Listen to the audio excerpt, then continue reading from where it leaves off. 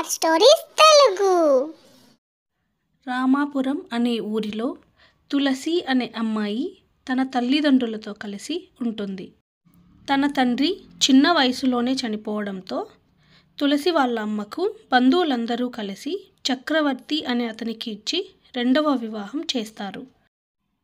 కానీ చక్రవర్తికి తులసి అంటే ఇష్టం ఉండదు. చక్రవర్తి మరియు జానకిలకు ఒక కూతురు కూడా ఉంటుంది. తన పేరు కవిత. కవిత అంటే చక్రవర్తికి చాలా ఇష్టం.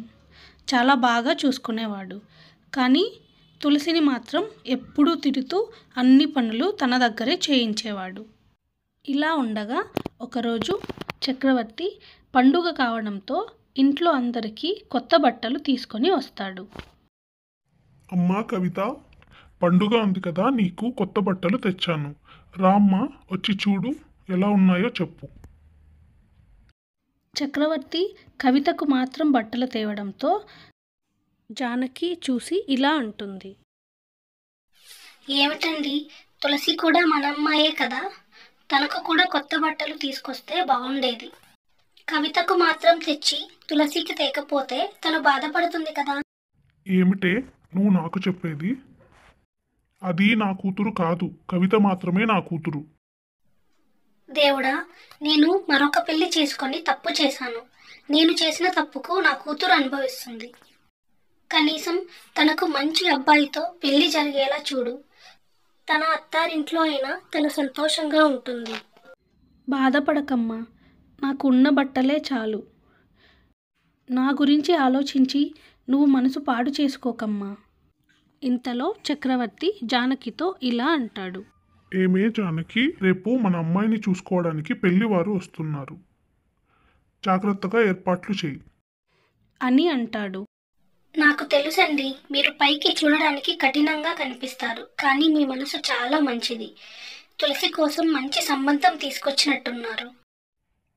దాన్నెవరు చేసుకుంటారే? అయినా పెళ్లి కొడుకు ఎవరో తెలుసా?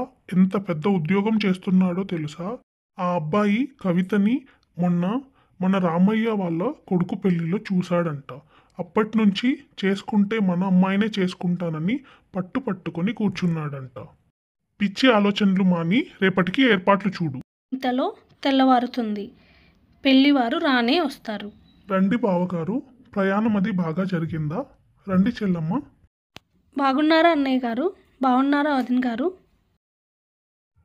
రండి, అలా లోపలికి వెళ్ళి కూర్చొని మాట్లాడుకుందాం అంటూ చక్రవర్తి పెళ్లివారిని లోపలికి ఆహ్వానిస్తాడు. జానకి, అమ్మాయిని తీసుకొనిరా. అలాగేనండి. మావయ్య గారు, నేను మీ అమ్మాయితో కొంచెం విడిగా మాట్లాడాలని అనుకుంటున్నాను. మాట్లాడొచ్చా? దానికేం భాగ్యం బాబు. అమ్మా కవిత, అబ్బాయిని పక్కకు తీసుకెళ్ళమ్మా. రండి, అలా పక్కకు వెళ్ళి మాట్లాడుకుందాం. నేను మాట్లాడాలనుకుంటుంది మీతో కాదండి. నేను పెళ్లి చేసుకోవాలనుకుంటున్నా తులసితో. మీరేమనుకోకపోతే తనను పంపిస్తారా?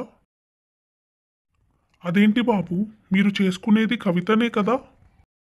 కాదండి, ఎక్కడో పొరపాటు జరిగింది. దయచేసి క్షమించండి. నేను పెళ్లిలో చూసింది, పెళ్లి చేసుకోవాలనుకుంటుంది తులసిని, కవితను కాదు. అదేంటి బాబు, అసలు నీకు దాని గురించి ఏమైనా తెలుసా? దాన్ని ఎలా పెళ్లి చేసుకుంటావు? ఏమే తులసి, నీకెంత ధైర్యం? నేను పెళ్లి చేసుకోవాలనుకుంటున్న అబ్బాయిని వలలో వేసుకుంటావా? మీరు పొరబడుతున్నారండి. అసలు నేను తనని ఇష్టపడుతున్నట్టు తనకే తెలియదు.